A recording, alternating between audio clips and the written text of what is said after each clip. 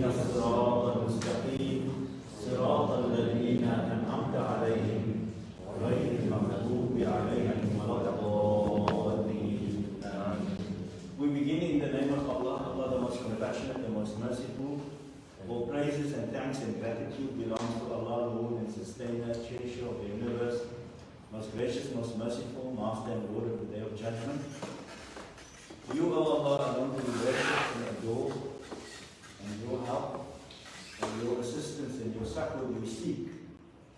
Guide us, O Allah, onto the straight way, the way of those upon whom you have bestowed your blessings and your grace, not the way of those with whom you are displeased, nor the way of those who have gone astray. Amen. Assalamu alaikum wa rahmatullahi wa barakatuh. Welcome again to our third class on how to perform the Salah Khushu. If you will recall, in the last two lectures we dealt with the position and the status, the high status of Salah in Islam as the second pillar of our deen, and its importance as being one of the distinguishing characteristics of being a Muslim is performing the Salah, and the difficulty that you in if you abandon the Salah. Then we discuss the shuruts of the Salah, the prerequisites before you can perform the Salah. For example, you have to be clean both min al-khadar, al-akbar and asghar, from ceremonial impurity, physically clean from najasa, to be in the direction of the qibla, to perform the Salah in its proper times and to be properly and modestly covered and dressed. This evening, however, I'm going to shift focus, and this is going to be the most important part of the fiqh of the Salah. So I want you to listen up very carefully. I'm going to go through it systematically. I'm going to give you a bird's eye view. I like to give you a big framework, and then you can fill in the details. But you must have this big picture. I have some notes here, so everyone must have the notes.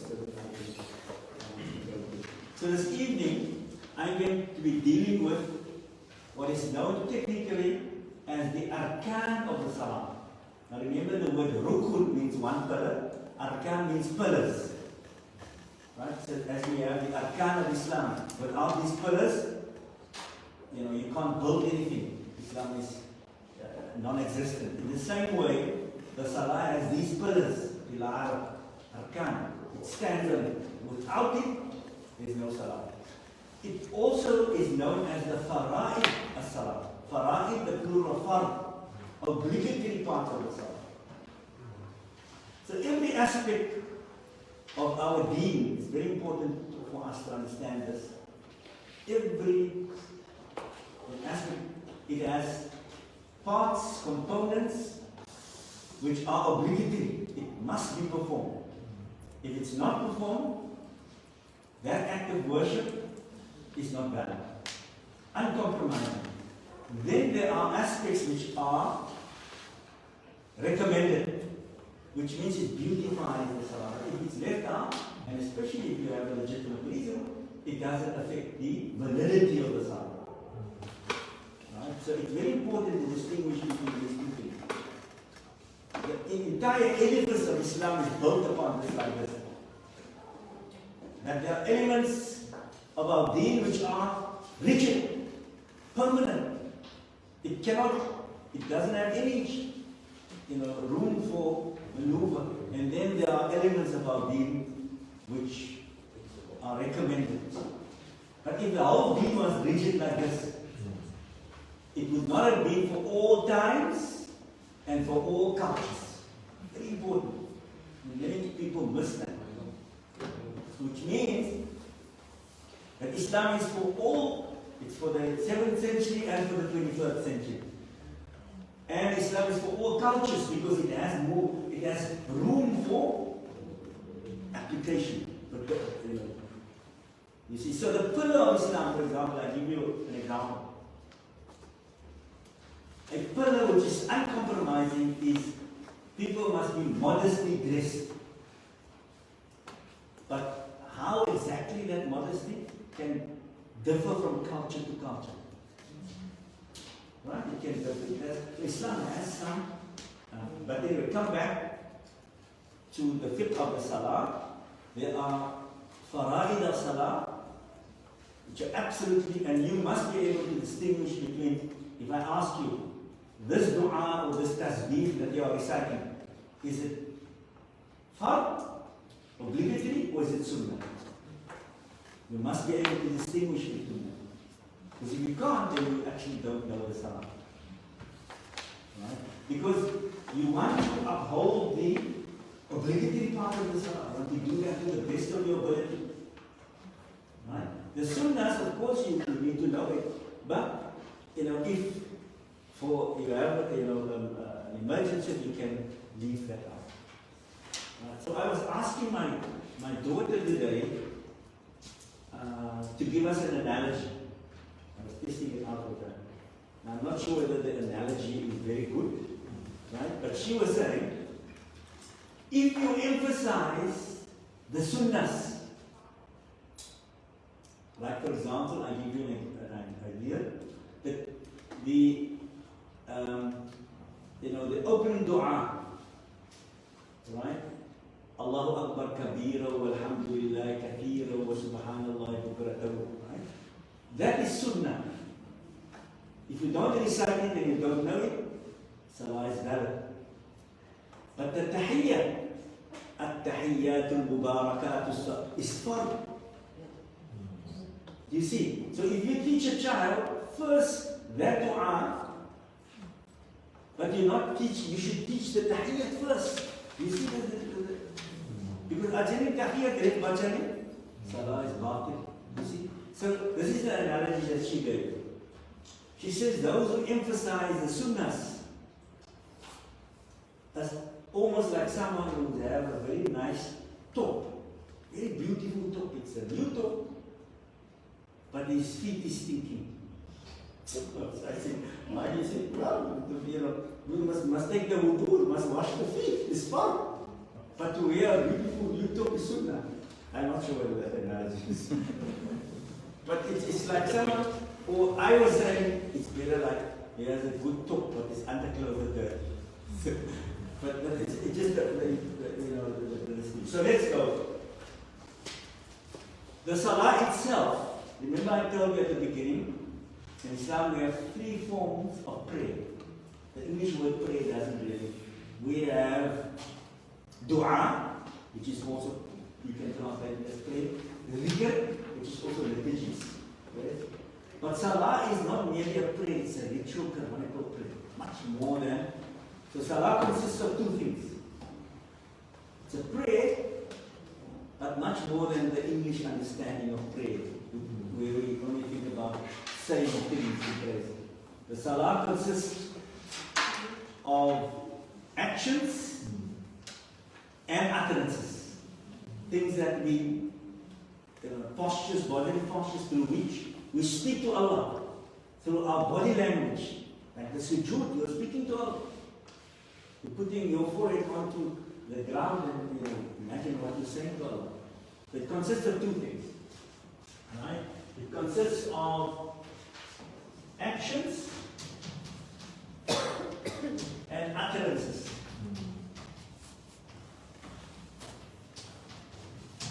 Right? These are known as af'al and aqwal. So if you want to say some of these actions and some of the utterances are obligatory, fard, or they are arkhan, and some of them are sunnah or recommended. Next week I'm going to deal with the sunnah in greater detail.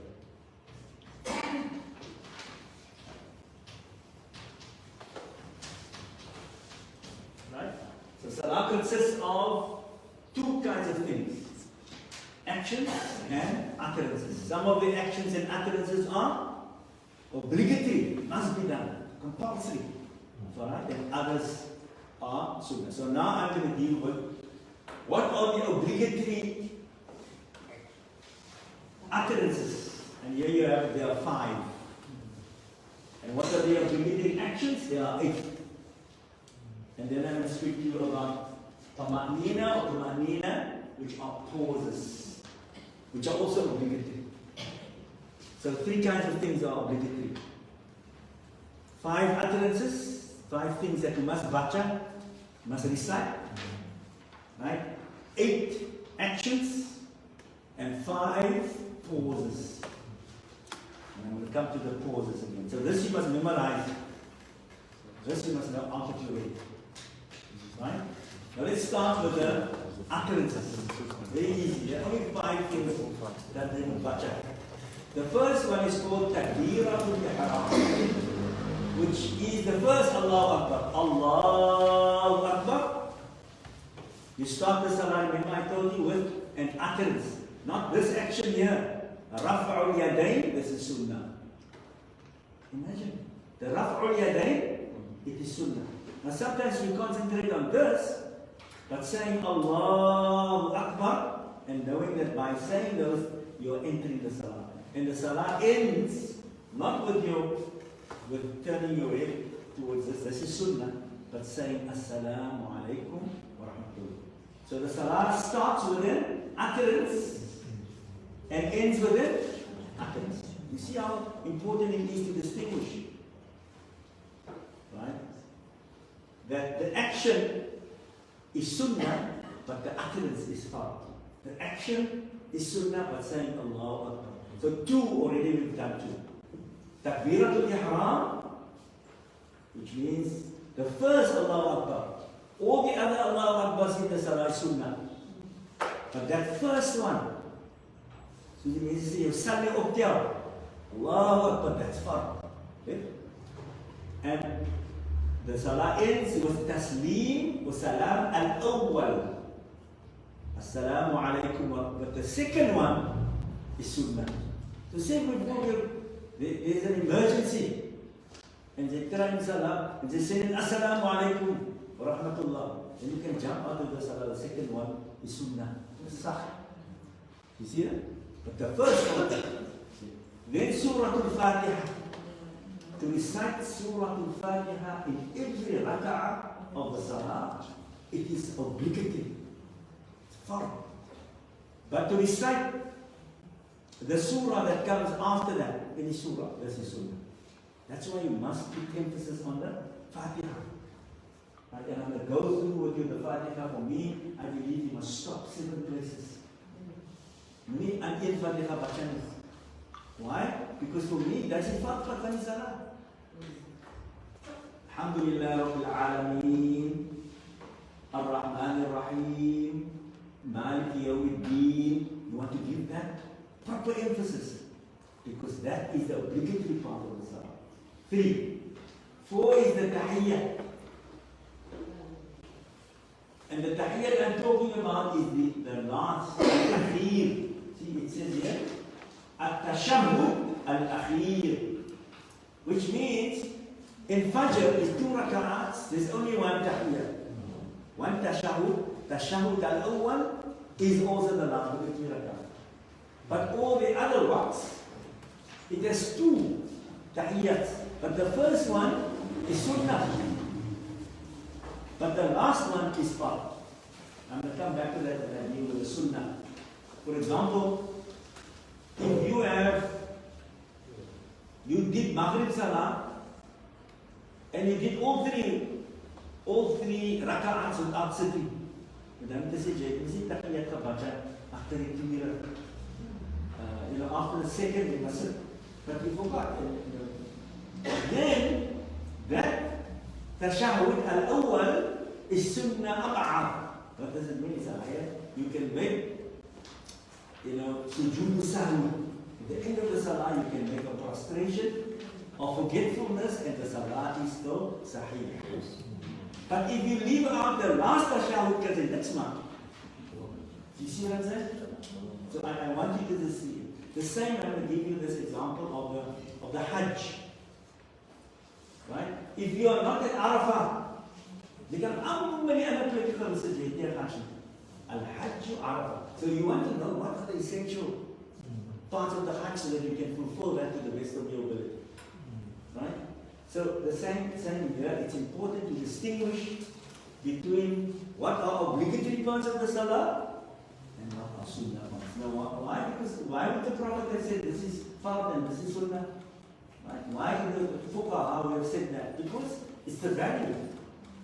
Right? Now, some of the men say, because of the Qibla Salah and the Viti Bat is Fard, so they say, no, all the parts is fine. No.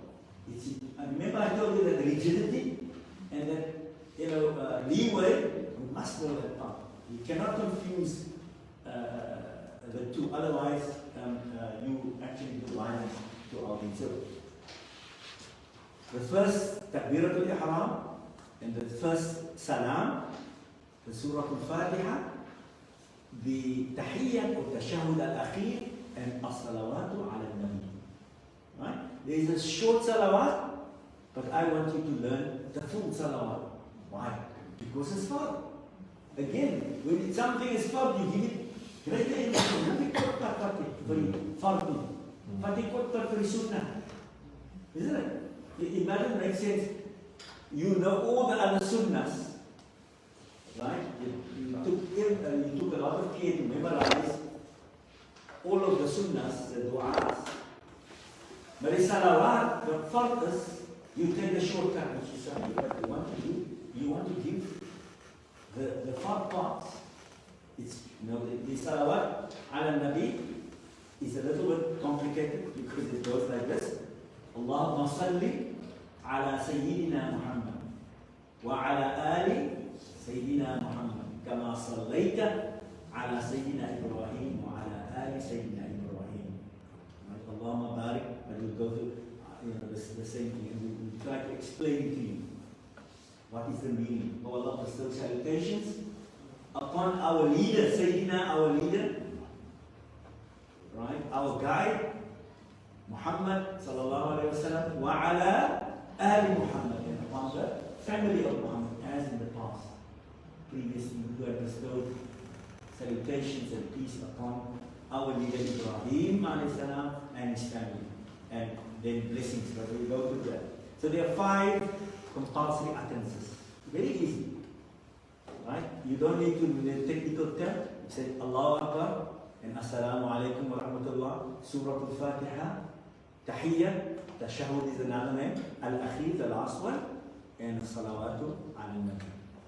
Right? Those are the 5 compulsory utterances. Now I'm going to go through the utterances with you. Next week I'm going to do a full lesson on the Tahiyyat and the Salawat. And so I want you to brush up because I may just say baca semua Tahiyyat.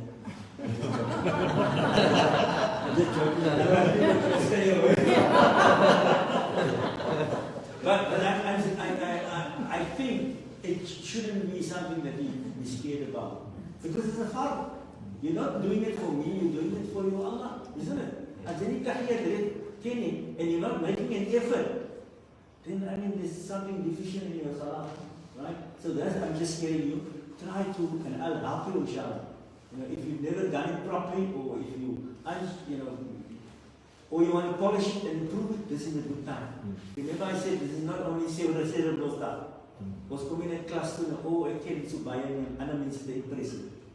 You are here so that you can improve and raise the level of your salah. And all of us, it's a lifelong process.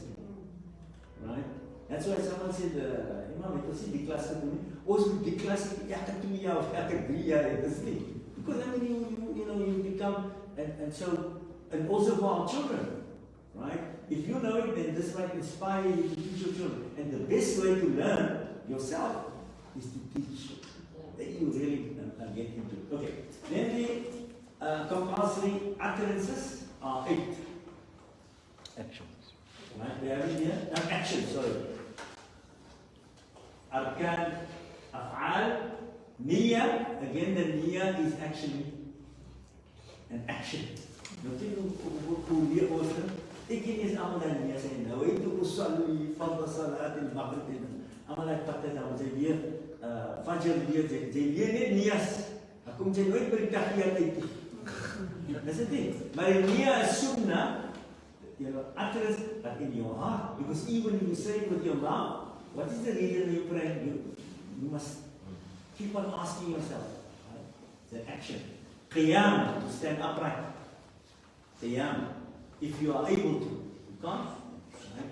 Ruku', remember to do it properly. Right? I'tidal. Remember I gave you that example of people don't come up properly. Hulle kom net so. En dan maar as baca amal het Sami Allah liman hamidah. That's sunnah. Sami Allah, but to stand upright like this and to make the ma'amina as far. You see the importance of it? Then the sujood, to make sujood properly. Don't put your elbows on the ground. Right? Only the hands, there are 5 parts. So we're going to go through that. How to make sujood gracefully. Right? Gracefully without making a noise if you can't. Me op die grond gaat so boom, boom, no sound. Right? I think Dr. Rafiq last week saying that our bodies are so, because we pray so long, your body is, supple. It responds. But remember I gave you the example of Malcolm X. Malik Ash-Shabazz, the great African-American scholar, who understood Islam so good, but he was a member of the Nation of Islam, right? A different version of Islam. Then, when he came to Makkah, for the first time he was making and his body, he said he didn't know, his body doesn't want to move like that. And so also when someone embraces Islam, right, and he's older, don't be so impatient. Say, market so your body is already, but this man, he has never done it. Kijk net dat je sê vir 'n man wat nooit gesit het op die grond nie. Sit in die masjid, you can see they're not comfortable, right? Which is fine because so this is the key thing. Then the jalsa, sitting between the 2 sujoods, right? Sitting and the pause, and then. So in each of these positions, there's something called pauses. Tama'nina, which means all your limbs must be still and you must be quiet for a second or more. The more you can do quietness, the better. Right? So imagine if you doing that up and down, when are you going to make tama'nina? You see, so you concentrate on these actions. There are 8 actions and 5 pauses. Pauses are also action. And only 5 utterances. So you can see here what I told you that actions are more important than the utterances. But we make the bacharing of the Salah so a big deal. Right? But bacharing, hele Quran, see the travi? Hele Quran, read. This portion is boom, boom, boom, boom, boom. No. Doesn't make sense to read the whole Quran. In fact, you are contradicting that Quran. Right? Rather you baca clean bitches. But you do every posture, spend more time in that, then will give you a greater sense of the level of the salah. So anyway, I'm going to speak about this. I've just given you the basic, and then we're going to. But I need you to keep this note with yourself, right? And there are many kitabs. I found this in Manual of Prayer and Fasting. But there are many kitabs which you can use. This is on basis of the Shafi'i madhab. Remember I told you that? So you can read more about this, but especially the tahiyyat and the other aspects we will deal with later. So I think I leave it over to Dr.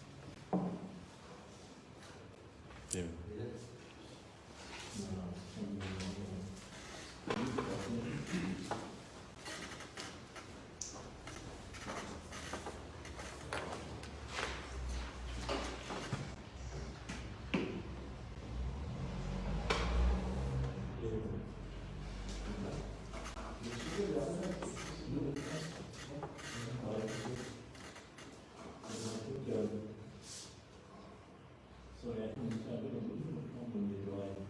I'm getting all my slides.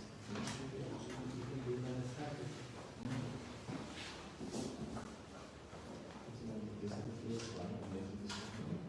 But I'm going to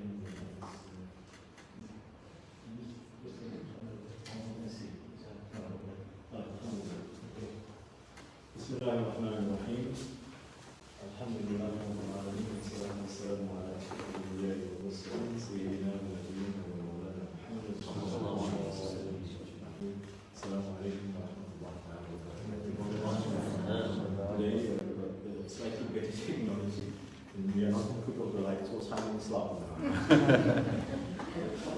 I just want to briefly recap what I spoke to you last week about. Remember that we used those two big terms, embodied activity and discursive activity. And when it comes to FBC, Imam Rashid also trying to explain to you what we mean by embodied activity, how difficult it was for Ashabaz, even for Malcolm X, to perform that Salah. His body was not accustomed to it. And you remember the example I gave you last week about the piano player. You just remember that example of the piano player. I think the whole concept of what we mean by embodied activity becomes very easy. If you're an accomplished piano player, no matter whatever keyboard they put in front of you, you'll just find your rhythm. It is as if your limbs, your fingers, the tendons, the capillaries within your hands have learned how to play. Now, similarly, when it comes to your salah, when you raise your hands, when you stand with humility and you go to sujood and how you put your hands onto the ground, it's almost as if your entire body has learned how to pray, how to perform your ibadah before Allah subhanahu wa ta'ala. That is the point that we are trying to say. Now, let's go to the next slide. Now, when we get to what we were referring to, they say the best way to learn something is to learn its opposite. If we learn about embodied activity, then we have to talk about discursive activity as well. Discursive activity is book learning. You can get all the information in books. And we sort of started that process as well. And we also have, within our Islamic tradition, we also have, there's also a strong emphasis on learning from books, learning from kitabs. And therefore, we really started the process here. We learned about fiqh salah, fiqh tahara. But then also, when we pray to Allah subhanahu wa ta'ala, who is Allah? What sort of image do we have in our minds? And therefore, over the years, Muslims have developed this whole science, what they call ilmul kalam, or we can roughly translate it as theology. In Cape Town, we used to have Tawheed classes before. This is something which has died out. We don't have it anymore. I remember when I was way back in Standard 3, we were taught the 20 sifats of Allah. That was a rudimentary attempt to get us to know who Allah is, what Allah's attributes are. Perhaps, Imam Rashid, that is a course, that we should try to venture, and, inshallah, to establish. And then ilm tafsir. Imam Rashid has stretched to how important it is that we're going to read a portion of the Quran. Of course, we're going to read Surah Fatiha. But there is volumes and volumes about tafsir just on Surah Fatiha. Now imagine if we have to start learning and start reading all those things. Can you imagine the quality of our salah? What do we then add the various surahs that we read? Just reading a surah, Qul Allahu Ahad, for example, you can read to the stratosphere, in terms of meaning and significance, if we have access to those great sources. And we can bring all of that. Again, it's an inexhaustible source of learning. And therefore, it gives another meaning to when we say that learning about Salah is a lifelong endeavor. Right, now in briefly where we are now, there are just two things that we're going to concentrate on tonight. The one is the usage of our imagination, this imaginative faculty which Allah subhanahu wa ta'ala has given to us, and what are the symbolic meanings associated with the various postures of Salah, like Imam Rashid has indicated to the actions of Salah. What does the Takbiratul Ihram actually mean? What are the meanings that we can derive from, if we ponder about it? Stand in Qiyam, what does that mean? Going to Ruku, what does it mean? Etc. etc. Okay. So, if we talk about using our imagination, I'm sure you have come across this. This is very elementary stuff, but nevertheless I felt that it was important please go and Google. Use check Google sometimes. Read about the hadith of Jibreel. It was a very beautiful incident. Time of the Prophet ﷺ was sitting and talking to his Sahaba, and the person walks in and he doesn't have any signs of traveling from any stress of any traveling, etc. And he poses three questions to the Prophet ﷺ and says, Ya Muhammad, tell me what is Islam, tell me what is Iman, tell me what is Ihsan. And the Prophet ﷺ gives him answers as to what is Islam, what is Iman. And then when it comes to Ihsan, the Prophet ﷺ, he asks Prophet ﷺ, what is Ihsan? And the Prophet ﷺ gives him a very beautiful answer, and he says to him, Ihsan is to worship Allah subhanahu wa ta'ala, to make your salah, as if you are seeing Allah. And I think that really is at the heart of what we are trying to get across to you. That when you say Allahu Akbar, understand, you must imagine fully that Allah is there, and Allah is watching you, and Allah is seeing you. And the hadith goes further, that if you haven't reached that stage, remember that if you can't see Allah, Allah is seeing you. Okay? And then remember that if you have reached the stage of Islam, then you are a Muslim. If your Iman has improved, your faith has improved, you become a mu'min. And inshallah, what we must all aim for is that if we perform our salah as if we are seeing Allah, then we will become muhsin. So worship Allah as if you see Him. Okay?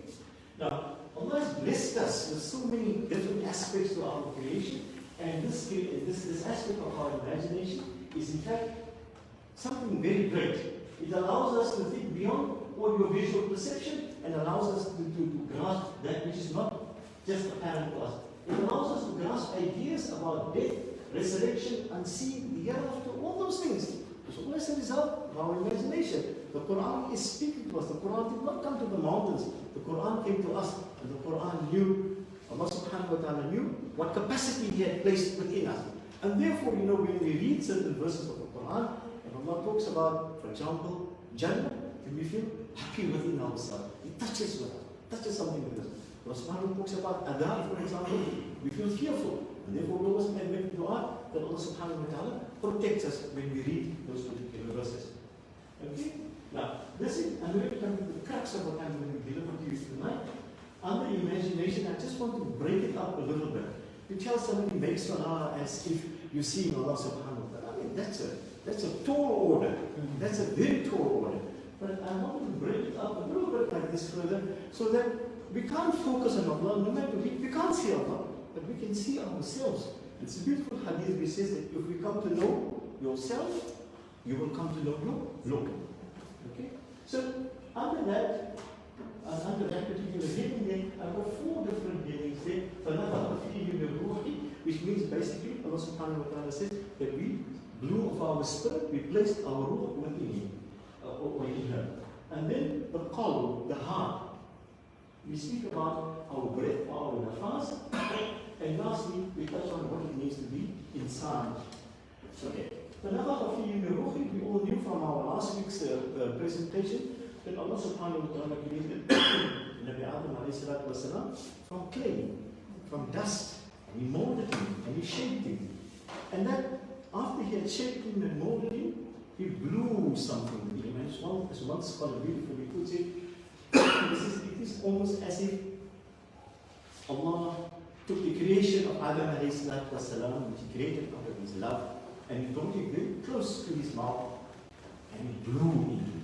He gave him this life-giving force, He gave into him. So Allah elevates that piece of clay. Allah elevates that piece of clay with the ruh. And once Allah has created us and has placed that ruh within us, then that's the beginning of our life. And even if we have to die a physical death one day, we will continue to live forever and forever and forever. We know that. That is part of our aqidah. And we also know that when an infant is born, when conception occurs between the sperm and between the egg in the mother's womb, and at day 40, Allah subhanahu wa ta'ala instructs the malaika to come into the womb of the mother and to breathe the soul into the child. That is the process of ensoulment. So the clay is weak and brittle, but it becomes transformed into something which becomes eternal and unbound.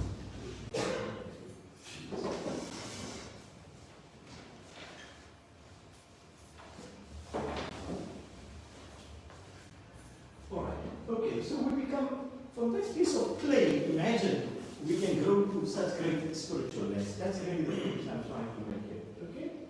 We are the only beings. The Quran, when it was revealed to the mountains shattered under its enormous responsibility. But we as human beings, we accepted it. And Allah subhanahu wa ta'ala entrusted the role of khilafah, of custodianship to humankind.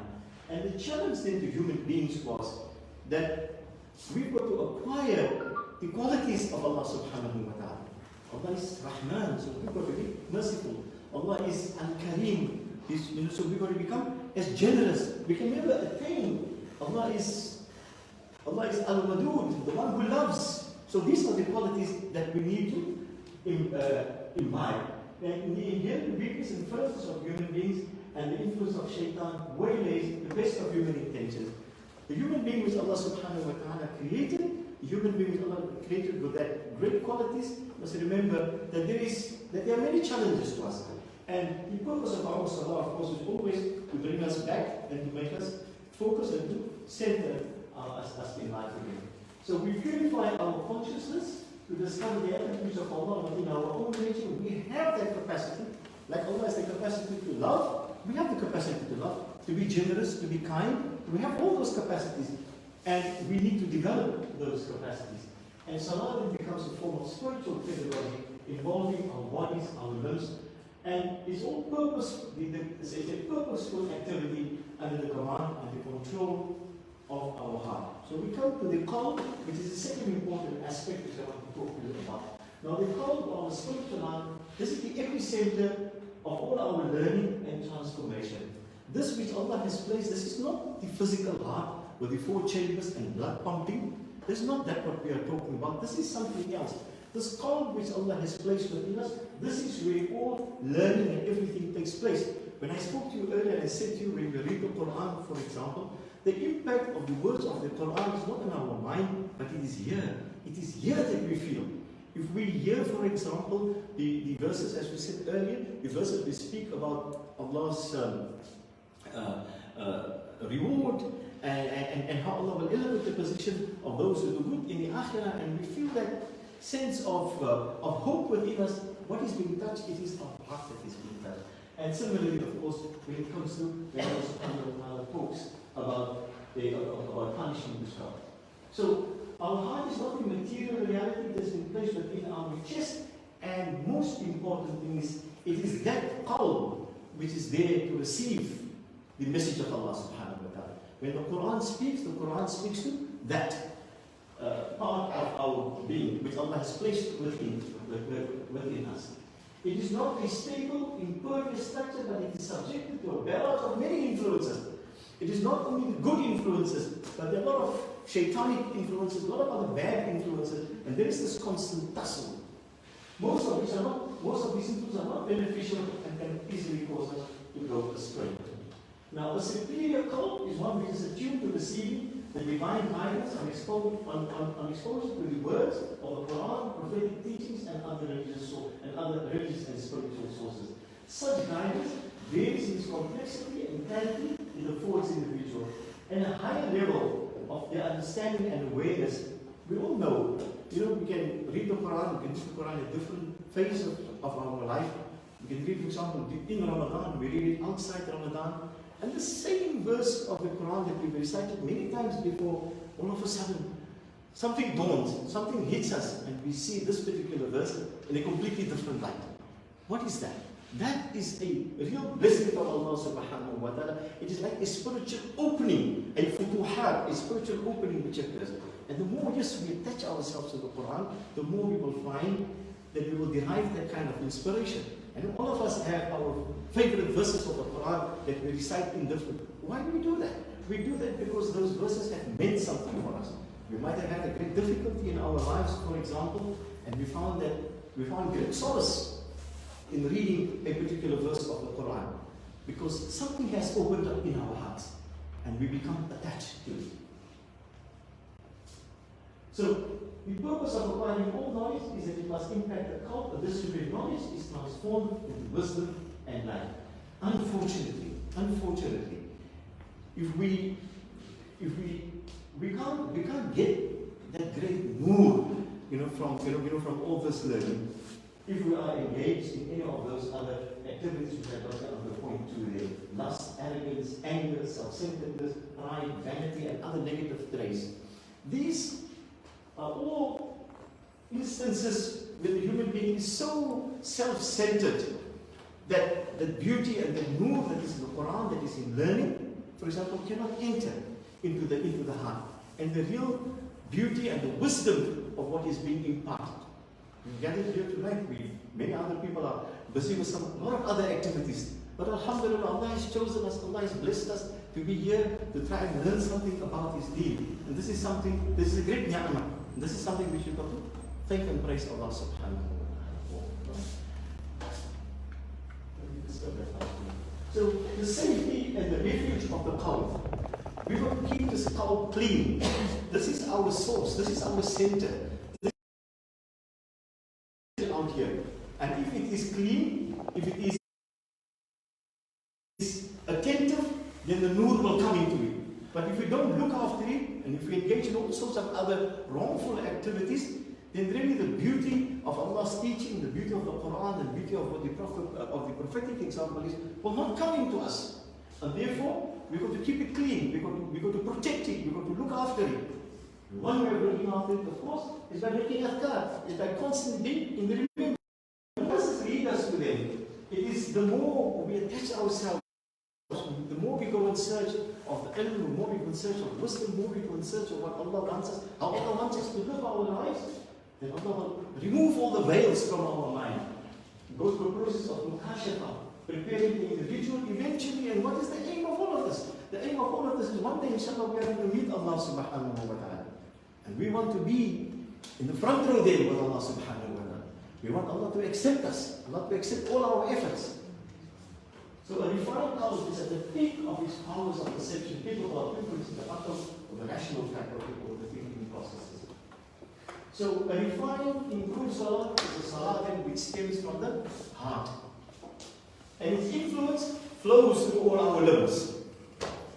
And the resulting picture is one of a sincere devotion, stillness, calmness, graceful movements, all the things which Imam Rashid has been explaining to you on this side here.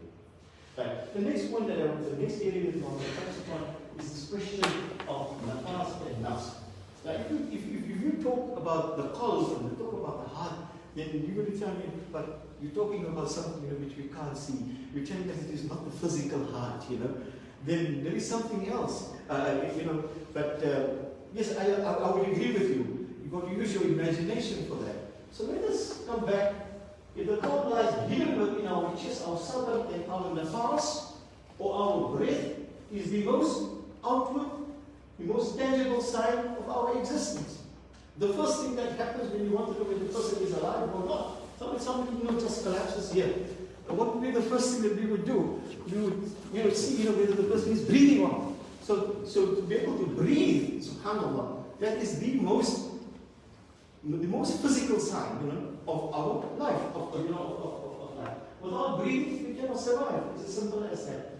But it's very interesting that from the same root, nafs, from which we get the word nafas, N-A-F-A-S, the same root N-F-S, we also derive the root nafs. So nafs and nafas come from the same root. And they come from linguistically, if they come from the same root, then what is it? The common linguistic origin suggests that both breathing and a sense of identity or our nafas or our nafs, they are both essential for our survival. We cannot survive without breathing. And we cannot also survive with our nafs. The ego's functions can never, however, supersede the work of nafas or breathing. All breathing arises from the primordial divine breath which entered our beings and remains within us as the spark of life. We know that when a child is born, for example, we see this all the time. The child takes his first breath. What a wonderful moment, it is to see that. And you know that for the rest of his life, as long as he is breathing, he is alive. And this really, it goes back. Think back to the time that Allah subhanahu wa ta'ala created Adam alayhi salatu wasalam and he put his first breath within him. The ego's functions, and this is very important what I'm trying to stress here. The ego's functions or the functions of the nafs. Our nafs can tell us to do something good, and can also sometimes mislead us to go and do something wrong. Now, I'm not going to give you an example of doing something wrong, but anything that you do, can you ever do it without breathing? If I go to the masjid and I'm walking, I go to breathe. And Allah forbid, if I have to walk towards something which is haram, I've also got to breathe, isn't it? I can't go and, pinch my nose close and my mouth close and I say, I'm not going to breathe, I'm not going to make use of my nafas. No. All activities of human beings, whether it is good activities or whether it is a bad activity, is all under the control of nafas. So all activities of the nafs are in fact under the control of nafas or breathing. So if we think about our breathing, then really we have to thank Allah subhanahu wa ta'ala for every breath that we take, because it is a sheer miracle. Believe it or not, it's an absolute miracle. And during the pandemic that we've had recently, they really did that lesson, come home to people. People couldn't breathe. So breathing sustains our life and our existence. Every self-driven action of our nafs, ego, whether earning divine pleasure or earning divine wrath, is only possible through the divinely bestowed activity of breathing. And then we get people who have developed their nafs. They are not working at our level. We might have the level where we talk about the different levels of the nafs, and their nafs is working at such a high level, what they call the nafsul mutma'inna. There's such a consciousness which develops within them of Allah subhanahu wa ta'ala, that they use the occasion of breathing, and every breath that they take, they remind themselves of Allah subhanahu wa ta'ala. Such an elevated state of spiritual consciousness, however, is the preserve of a select few. Most of us are just, weak creatures who, often fall into a state of that. The last point which I want to come to next is the question of insan and nisyan, forgetfulness, to this, again describing, who we are. Insan, as the name describes, it comes from the word nisyan, which means to be forgetful. Yes, we become forgetful of so many things. But the most important thing that we become forgetful of is that we forget that we were created by Allah, that we have to return to Allah, that we have to be conscious of Allah. That is in fact the worst form of forgetfulness which you can get. But at the same time, human beings are also subjected to so many stresses and strains and challenges. And if there's one thing that human beings will not very easily forget, and that is the difficulties in life that they go through, the hardship in life that they go through, the painful things in life that they go through. You engage with a person and you find that if you deal with him very well, and he feels very happy about how you've dealt with him, on average, you probably go and talk to about 5 people about it. But if you make the person very angry, and you upset the person, you disappointed the person, he becomes so worked up within himself, they often go and tell, how many people will you sleep? 15, 16 people. And this is something. So any negative experience, any bad experience for any human being becomes something that it really affects you. So there's several challenges, several difficulties that that affect our life. So on the one hand, people say that this, we are insan, we are human beings, we are created like that, we are forgetful, but we are not going to become forgetful of all the difficulties in life that we go through. We're not going to become forgetful of all our painful experiences that we've had in life. Whether it be we were insulted, whether it be that we were shortchanged, etc., etc. My point which I'm going to make from this particular slide here is, if we want to be so forgetful, one way of countering, of fighting this forgetfulness of Allah subhanahu wa ta'ala, then just tell yourself that there is no better hand that you can hold on to, there is no greater source of comfort for you, there is no greater source of support for you than from Allah to take you through all your difficulties. Just link in your mind the difficulties that you go through with the support that you're going to get from Allah subhanahu wa ta'ala. The word uns and the word insan come from the same root. They have the same linguistic origin. to skip on because I don't want to go beyond our time. Because I want to say to you that can we imagine the positive change in the performance of the Salah when we adopt this change meaning of who we are and how we have to think and why we have to pray. If we look at what I'm trying to do with all of these concepts here is to say that the kind of concept that we carry within ourselves, the kind of image that we create as to who we are, what Allah has blessed us with. He's blessed us with an aql, blessed us with an imagination, blessed us with a qawl, blessed us with a ruh, blessed us with all these things. And when we go into Salah, we are giving thanks to Allah subhanahu wa ta'ala, fully conscious of how Allah has created us and what different faculties He has placed within us. Let's go some of this. When we come to the symbolic world of the Salah, there's a newer understanding developing of what ritual is. People will often tell you Salah is a ritual activity. And when they use the term ritual, they use it like in a very bad term, like it's something mechanical. It's something which you do unthinkingly. But there's a newer understanding which is developing which says that no, rituals are not that. Rituals are what you call disciplinary practices. They perform their tasks slowly and methodically, and they tear down certain learned forms of behaviors. Look what Imam Rashid has been trying to explain to you. When you make your rukuj, when you come from I'tidal, you know, it means that you're standing up with humility before Allah subhanahu wa ta'ala. Now imagine you do this 5 times a day. You do this with all these activities that he has mentioned, regardless of pauses and actions and utterances, and you do this every time. This is a task which you do slowly and methodically. It is a discipline that you are undergoing. Now, imagine we do this kind of discipline all the time, and inshallah Allah subhanahu wa ta'ala takes us away from this earth one day. Can we imagine how we are going to contribute towards our level of self-improvement?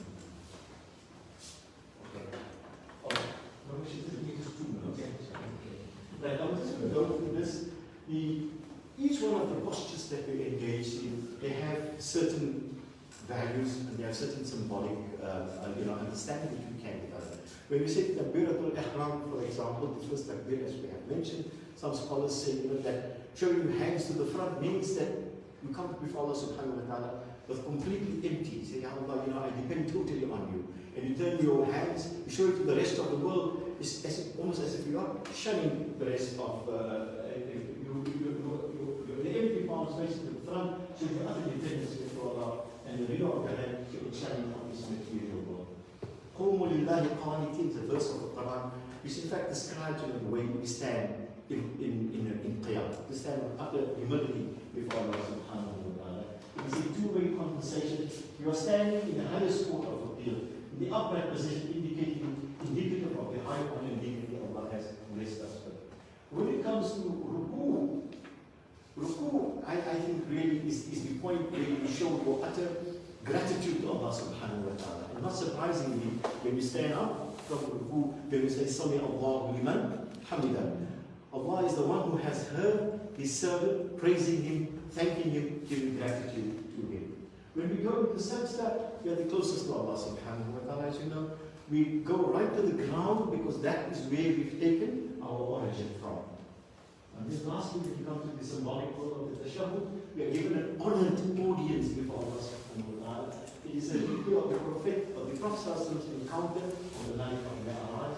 It's also, when we recite the Shahada, it is an affirmation of what is the most sincere declaration of what is in our heart. We invite the peace from Allah subhanahu wa ta'ala upon our leader and our master, and also upon ourselves.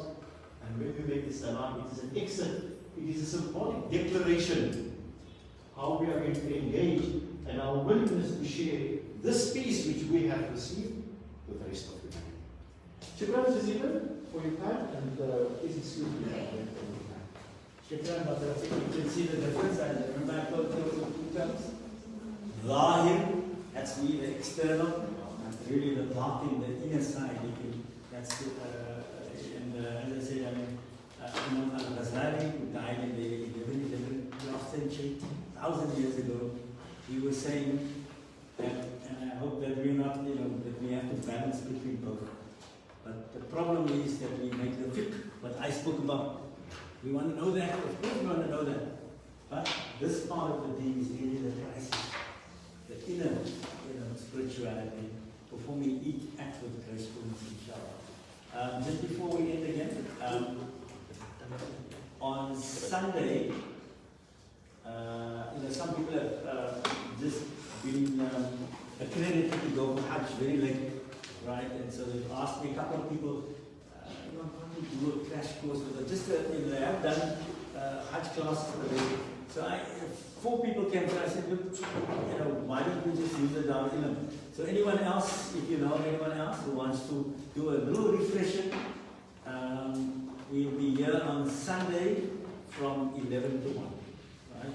Just 2 hours. We're just going to do the basics of the Hajj. If you want to come yourself, just to listen in, you're most welcome this Sunday from 11 to 1. Always also for us, even if you're not going on Hajj, we must symbolically put ourselves in line so we know the days of the Hajj. You can't be around and you don't know Yom Tarwiyah or Yom Arafah and to have an idea of what people are doing. Or even if we haven't gone on Hajj, maybe this will inspire you, inshallah. So this Sunday, inshallah. إن الله وملائكته يصلون على النبي